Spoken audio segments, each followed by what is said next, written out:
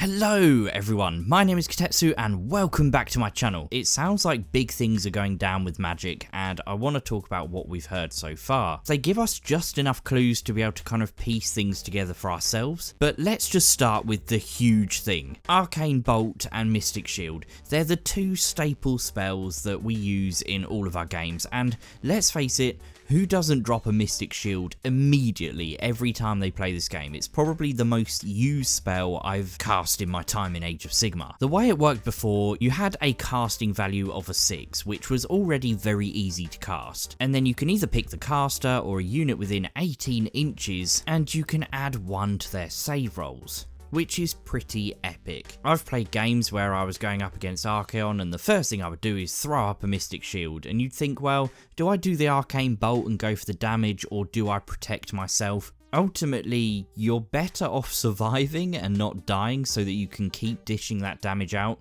So survivability is far more important than dealing damage in my opinion. Not always, but it just depends. In the long run, I think definitely that can be the case. But what they've changed the rule to now is essentially everything's exactly the same, apart from the fact you can now reroll save rolls of 1 until your next hero phase for the unit that you've cast it on, instead of adding 1 to the save rolls. And that is an enormous nerf. They've basically taken the Mystic Shield and blasted it full of holes. Like, goodbye Mystic Shield spam, that's just gone. Similarly, they've nerfed Arcane Bolt, because before, casting value of 5, pick a unit within 18 inches, and they suffer D3 mortal wounds. What they've done now is the unit you target suffers a flat 1 mortal wound. However, if your casting roll is 10 or more, then they suffer D3 mortal wounds instead. Now, for this particular spell, Arcane Bolt, I don't really see why they had to nerf that quite so much, because I don't think it was overpowered as it was. What I think would have been better is if they had the rule that they've got here, the revised one, but maybe if the result was say 12 or more,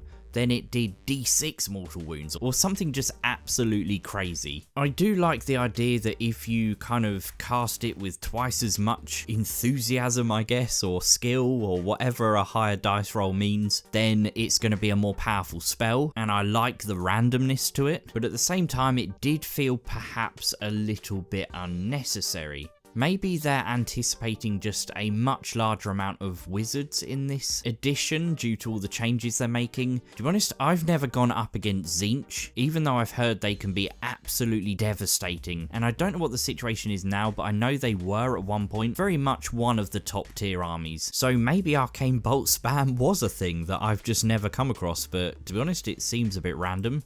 Let me know down below if that's something you've got more experience of.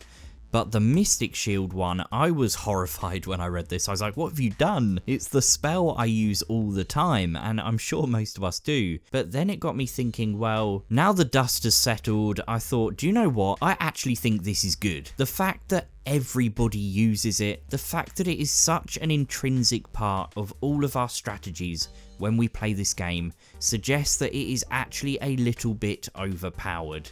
And when you think about it, it is overpowered. You're giving units in Age of Sigmar saves that are just so good that they shouldn't really be there. I mean, a Stormcast Eternal is covered in heavy plate armor. In Age of Sigmar terms, that is a 4-up save. The 4-up save in Age of Sigmar is absolutely brilliant. It's good. It's very different to 40k. It's a different game, different mechanics. A 3-up save is really excellent in Age of Sigmar. But thanks to Mystic Shield, everything was almost like 1 tier better than it should be. 4-up saves were suddenly 3-up saves, and 3-up saves were like Terminator armor. And really, yeah, I think there was just an over-reliance on it, so I think it needed toning down. Especially if you're a Stormcast player, like there are plenty of ways you can buff that save even more. But yeah, let's dig into what else we hear in this article, because I've kind of jumped the gun a little bit here, but yeah, I mean, what they're saying in the intro here is basically they want things to be more balanced, and they want people to make use of a more diverse pool of spells. Now, I know that people who loved fantasy have a common complaint about Age of Sigmar, as it stands at the moment at least, and that is the fact that we don't have many spells to take if you're a wizard. Typically, there are quite a lot of wizard characters in the game that have one unique spell And then on top of that, they have their Mystic Shield and Arcane Bolt, because obviously everyone has access to those two. But if you're really a wizard on a battlefield and you can only cast 2 spells, are you really that skilled and impressive? I think people used to just love it where you could upgrade the wizards, give them different levels of wizardry, and then they know more spells. That was a great concept.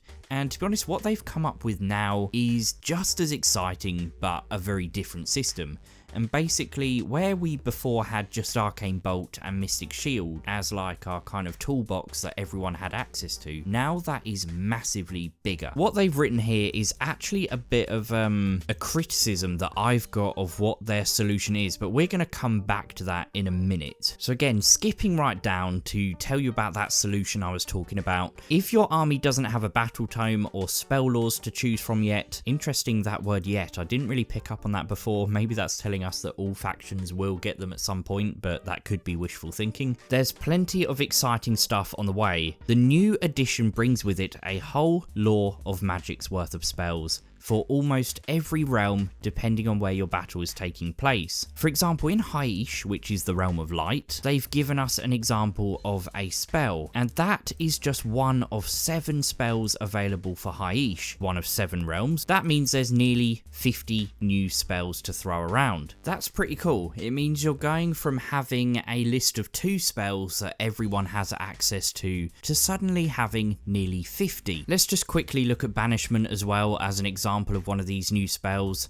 It's got a casting value of 8, so that's actually quite high, but if successfully cast, pick an enemy unit within 12 inches that's visible, remove them from the battlefield, and set them up again more than 9 inches away from any models from the caster's army and more than 24 inches from the caster. So again, that's very, very cool. In fact, the more I think about that, the more tactical possibilities I'm thinking of there. Imagine the possibilities to disrupt your opponent's strategies. Like, they could have a wall of liberators with the Judicators hiding behind, and I can't remember what it is, but there's a War Scroll battalion that actually improves the save of the Judicators. You could literally just teleport that unit out the way. There's another one, I think, where you can send in some prosecutors, then you can teleport retributors right down almost on top of your opponent. Imagine if these prosecutors are heading towards you and you literally just teleport them across the board. Like, that strategy is just ruined. So it's very cool. But when I said I wanted to return to the little paragraph up here and slightly criticize that, they said magic is most interesting when each army's magic phase is distinct and defined by the unique character of the wizards involved. The problem is here, if you give every wizard in Haish or whatever battlefield you're on access to the same 7 spells, then it's very much less unique because again, they're all using the same set of spells. I almost think it would be better not to have the spells tied to specific realms, but to actually just open that completely up and say, you've got 50 spells you can use. Now, I know that some people would be like, yeah, that's too many, but I don't know, it would be quite cool. Or maybe if there were 50 and it just said you could take 6 of them to use in a battle, or some kind of system like they had in fantasy. I think that would be pretty cool. I don't want them to overcomplicate this, but there's definitely possibilities for like some advanced rules that are a bit more interesting. The last thing we can dissect from this article is about Unbinding, and again, it's interesting, it's a good change, and I'm all for it. Basically, you can now attempt to unbind a spell at 30 inches, so it's an extra foot further that you can unbind spells from. It says here you will even potentially get the chance to deny enemies key spells even in the first turn of the game, where you might not have had a chance to move your wizards into defensive positions. And I'm pretty sure we've all experienced this, where it's early on in the game, your wizards aren't in the right place, your opponent casts a spell and you're like, wouldn't it be fun if I could unbind that, because I never seem to use these damn unbinding rolls, my wizards are always out the way, and then you lose the opportunity. I think this is a very good thing and I'm pleased they're doing it. I think basically it just means there's going to be an awful lot more back and forth between different wizards. I was reading the faction focus for Tzeentch and I was thinking maybe that means that they're going to slightly nerf Tzeentch because all these people are going to be able to unbind them, but they countered that by saying that, well, they're just going to have so many more wizards, so that's pretty cool. They did talk here about, I believe this is pronounced a Sigmar. That's actually a pretty nice model. I wouldn't mind getting one of those, but these things can can unbind 2 spells, and when you do unbind them successfully, you inflict mortal wounds on your opponent, so that's very cool. And the Eye of Tzeentch, the Curseling, can basically bounce a Mystic Shield off of your opponent onto themselves, so that's pretty cool as well. But now Mystic Shield isn't that good, so kind of less exciting. I actually prefer this thing, and the more I look at this model, the more I want it. But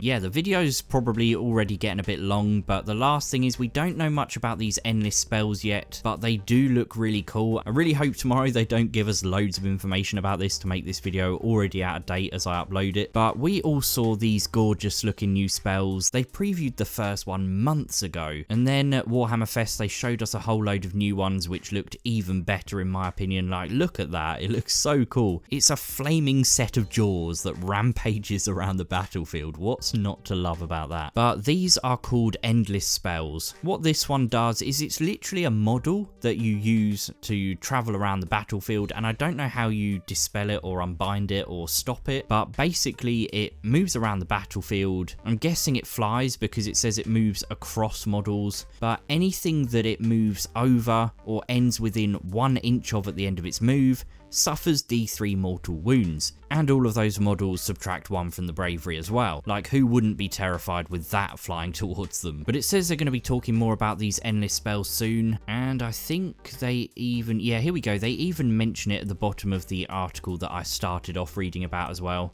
It says really soon they're going to be talking about the endless and predatory spells. But yep, that's it from me today. Thank you for watching. Don't forget to like the video. Don't forget to subscribe if you're new and hit the little bell icon. And leave a comment down below to tell me what you think about all these changes. At some point I'm going to have to make like some sort of summary video of all these changes.